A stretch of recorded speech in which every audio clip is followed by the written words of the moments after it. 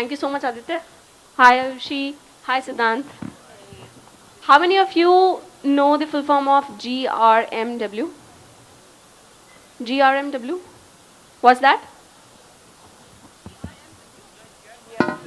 Oh, my bad. Huh. And what is TTYL?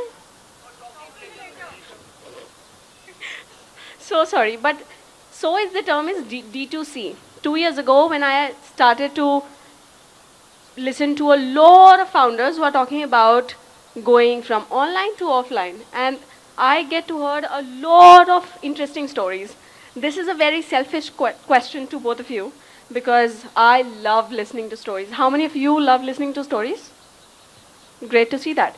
So to start this discussion, we will keep it very lively and engaging.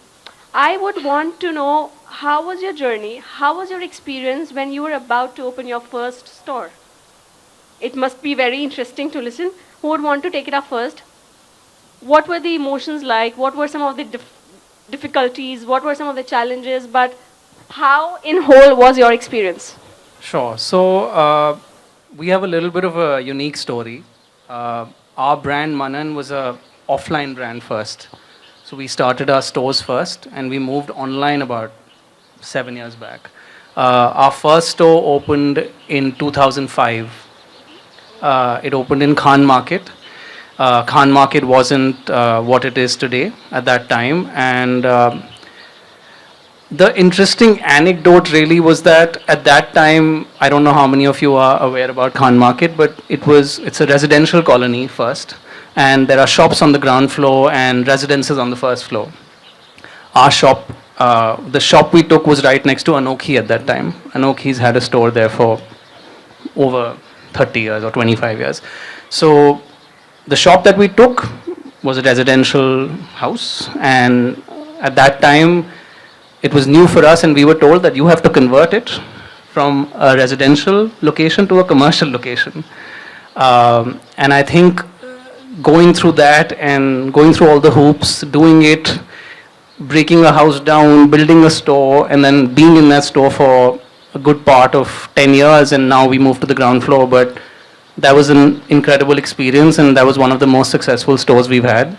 And I think it's been interesting how Khan Market has changed since then.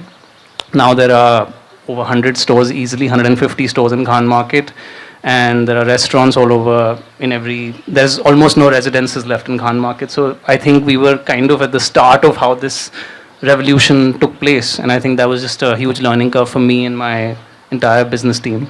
Yeah. Good to know. So in some sense, I can say you've seen that evolution from this to this. Yeah. What about you, Ayushi? When we talk about FS Life, it was Fable Street when I got to know it first. Then March also joined in. There's another line that has joined in, and now it is FS Life. Tell us about your first store. I mean, the next day, suppose that you are just a night before, you're thinking about, you are about to open the store tomorrow. What are your feelings? What were your experience like as a whole? So we've been an online brand first with Fable Street, and then transitioned to multiple brands across the last 3 years. But interestingly for us also, we went offline pre-COVID. So 2020 actually was the first store, and we decided to open up with the mall. So the first experience actually was, while it was exciting, it was absolutely crazy. You know, building an offline store is very, very different than trying to say कि website live हो गई है, चलो अब sale कर दो. मतलब just the logistics of getting an offline store together is just not trivial. I have memories in January, winter, 12 a.m. at night in the store, setting up the visual merchandising, mall team आ रही है, ये चीज़ काम नहीं कर रही है, we cannot give you a go ahead to go live tomorrow. All of those fires happening, which are actually much easier to solve in an online hustling world, but much harder to solve because you're dependent on external people to help you solve that. But equally exciting, right? I still have beautiful boomerangs and those fun things because we were in a digital world to do so, setting up and creating our memories of the first store. Once it was open, it was a breeze. And we recognize that the offline consumer is very, very different from an online consumer. You don't look for deals, you actually look for great product. The order values are much higher. For us, because we started online first, the brand was fairly known, so the conversions have been very, very high. So beautiful experience back in 2020, and then now we re-enter offline with 4 stores opening last month for us. So this has been actually a similar journey all over again. Very excited. Now retail is a formal strategy, and we're going to open another 10 stores in the coming year. So good to know, so good to know. Now that we are discussing something on the lines of how online meeting offline or vice versa, India is now home to 600 or maybe more D2C brands. It was a $55 billion market last year, and now in 2023 it's $66 billion, which is now expected to grow maybe 10, 12 billion dollars more. According to you, what are some of the factors when we look at the huge market like India? It's the third largest digital shopping consumer base. What are some of the factors that are continue to add to this growth, to this expansion of D2C in India, so to say? Fashion and lifestyle is the segment which is the most favorable, most preferable when it comes to D2C. What are some of the factors that are some of the decisive factors when it comes to addition to this growth? D2C India, how do you look at D2C in India in next year? How will it grow? What factors would add to it? I think the macroeconomic factors are holding super strong in any case. You know, the consuming power is improving. The consumption is happening a lot across the tier 2s. It's not just metros anymore, right? So I think that's one. For us in fashion, right, the number of women entering into the professional space and therefore having a lot more disposable income allows them to buy, and that results in a significant amount of shift across, and that happens both online and offline. Online will consistently play a very critical key lever because that is easy to access, with almost more than 20,000 pin codes being serviced across with all the players across, right? Offline is a scaled journey to grow versus online. You open today, you can ship to anywhere in the country and now in the world. So I would say those are the primary macroeconomic critical factors which are already resulting. So I don't see the growth factor stopping at all. It's not just next 1 year, it's going to be next couple of years. I think what we actually need to solve for is building this growth profitably. I don't think most of the D2C brands have solved that as yet, and I think that's going to be a critical lever to focus on and build, right? Consumers get used to it, but they also pull back when the spends don't match it up. That's right, that's right. Siddharth, you would want to touch upon specific factors that you see, that you look at, would add to this. We know that the consumerism pace is huge, is rising only, but what are some of the other factors we can look at? So I actually completely agree with you. I think it sounds like a massive number, but it's quite a small number relative to, let's say, a China or the US, right? So there's a long runway ahead. I think when you look at the number of people filing for income taxes, the number of how the highway infrastructure has changed, how some of the bigger players, you know, you hear about Imami or Marico acquiring companies, you hear of Aditya Birla and Reliance acquiring companies. They want a piece of this pie. So I think one is that there are smaller brands or brands that are building an infrastructure, building a presence. They don't need to worry about growth. They need to worry about what their customer value proposition is, how they can be authentic, and how they can serve that touch point online and offline comfortably and thoughtfully in a consistent manner. Omni-channel is already here, right? It's really every brand pretty much is omni-channel, but I think the goal is be channel agnostic.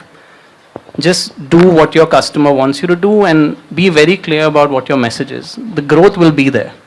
And to Ayushi's point, I think profitable growth is supposed to be this, you know, a lot of brands try to get there and it's tough. I think we've been personally a little bit fortunate because we own the manufacturing of our product.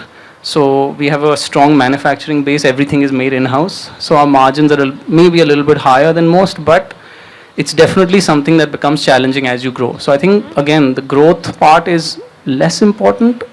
How you deal with the customer, how you have a long-term relationship with your customer, how that's consistent across your store and across your website is probably the thing that you have to do. This is the game of endurance. No one is going anywhere, right? It's a long way ahead. You just have to stay in the market and keep doing what you do. Fair point, understood. So what Siddhant is saying, that be sector agnostic, be channel agnostic, and listen to your customer, what they want, what they demand.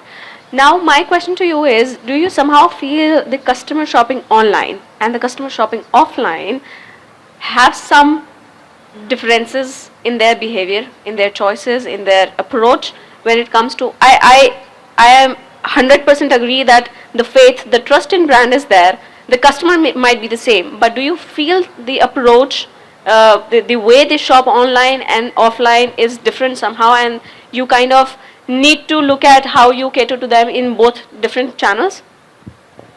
So there are differences. There are structural differences. Ayushi mentioned transaction value. Generally, in the store, people will end up with a higher transaction value than online. I mean, and I think online can become a way to explore, understand social media, understand the brand. And then if you have a store, then that's the touch point, physical touch point that a customer needs to understand the product. I think that's the commonality, but transaction values are different. I think online gives you a way to acquire a customer a little bit more directly, and digital, the marketplace is much bigger, right? I only have so many people coming to a particular store, but digitally I can target a bigger audience and they can come to the store and buy, and then they eventually might buy online. The other difference is, I think increasingly there has to be a reason for customers to go into a store. If everything is so ideal, perfect online, if there's an issue, you return it, everything is convenient, you sit in your house and order, why does someone need to go to a physical store? Once you're comfortable with the quality and consistency. So I think the in-store experience becomes a little bit more experiential, brand connected, as opposed to performance connected. And I think that becomes an additional channel for both online and offline growth. But I think broadly, it's just acquiring a customer is easy online, and they both work into each other. If you have a great online presence, you'll get a great offline record, as she mentioned, and the other way around for us. And transaction values are different. I think that's about it in my experience. Understood. Ayushi, you would want to add to it? Also, if we somehow, you can highlight what can be the differences when it comes to the different geographies.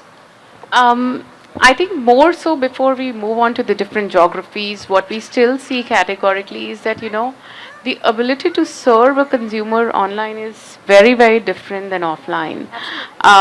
Like from a merchandise perspective, online, what the model is wearing versus an offline, what is the hanger look of the garment.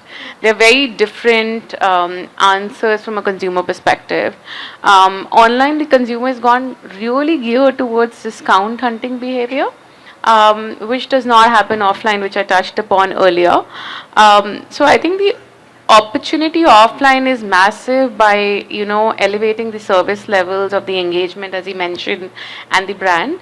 The opportunity online is significant from a perspective of awareness, access, and, you cannot have 50 stores opening up very, very quickly, or 500 stores across the country, which an online opportunity. So I think eventually, therefore, we have to find a seamless way to blend the online and the offline experience to enable consumers to drive that shift and be excited about both the experiences. And that's a journey. And I believe that I don't know of even a single brand in the country which has cracked it as of now. It's my fundamental belief, but that's the journey. Coming to your question on geographically, we haven't opened up enough stores across the country. I think it's not, except for the merchandise and a little bit of a minute consumer behavior from an offline play, I don't see that geography plays a significant role. In a merchandise context, both online and offline, geographies play a very significant role. Like Delhi's winter, you need more winter wear. Down south, it's still summer. So a couple of those, right? So therefore, how do you target? What's the merchandise? What's visible to the consumer? Those are elements that become important. Beyond that, I think consumer behavior is very similar. Expectation is very similar. Understood. Fair point. So both of you being entrepreneurs, what can be your big goal, so to say, if you can put it in one line, given the celebratory vibe in India for entrepreneurship, entrepreneurial spirit, what is your goal, big goal with your ventures, if you can sum that up in one line? That's difficult, I'm sure, but I'm here to ask difficult questions. I think I'm quite a boring entrepreneur, so just more of the same. I think we're in a great place. We're in a country that's doing really well. We're in an industry that has a lot of growth potential. So if something is working well for you, just do more of the same. I think not getting bored is a important aspect of being an entrepreneur. I think because it's a lot of doing the same thing. There is a fire every day. There is a problem every day. You got to solve it, right? And it's going to come again even if you solve it. So I think if something is working well for you, then keep doing it, and then don't sell anything that you wouldn't buy yourself. I think those are the two things that we stand by, and I hope that in 20 years we'll be standing by those as well. So Great takeaway. I mean, I think for me, the reason I started was I really wanted to scale this up very, very quickly. So we are hoping that we become 4x, 5x in next 5 years. That's the aspiration. Good to know, good to know. When we talk about D2C in India, there are multiple segments of segments, maybe multiple niches when we talk about D2C brands. What is that one piece of advice you would want to give to younger entrepreneurs who aspire to grow big and bigger every day? What can be one piece of advice, actionable, maybe workable, that might help them in their early years? What can be that one piece of advice to young D2C entrepreneurs?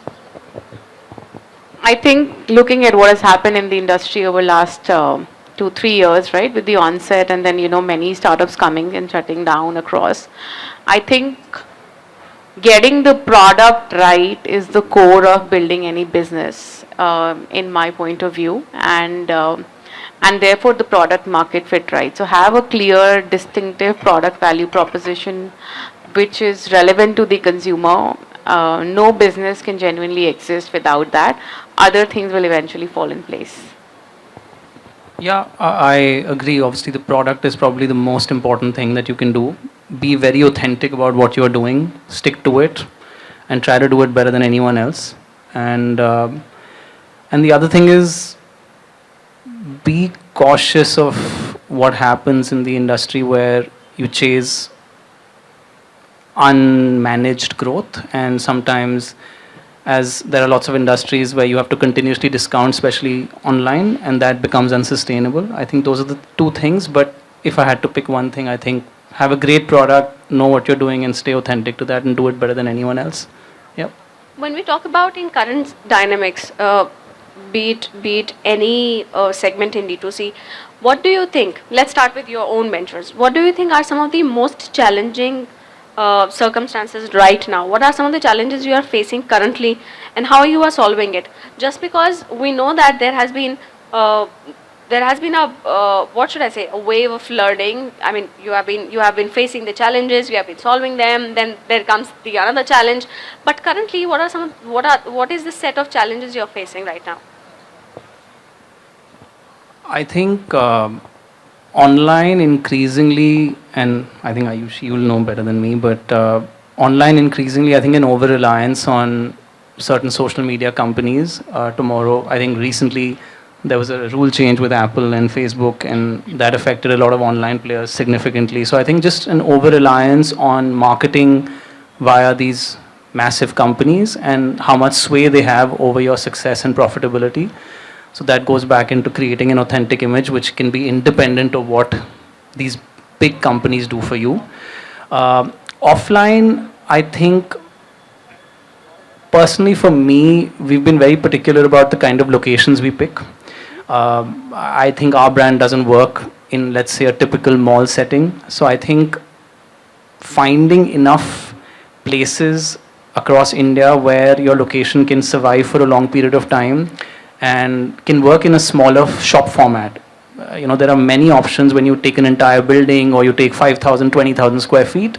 I think that's a completely different business game. But for smaller businesses that want to scale, who feel that their requirement isn't that massive, I think finding and competing in those locations through smaller shops has been something that I've personally found challenging. So I think that's the offline challenge, and online, I think the over-reliance on these companies.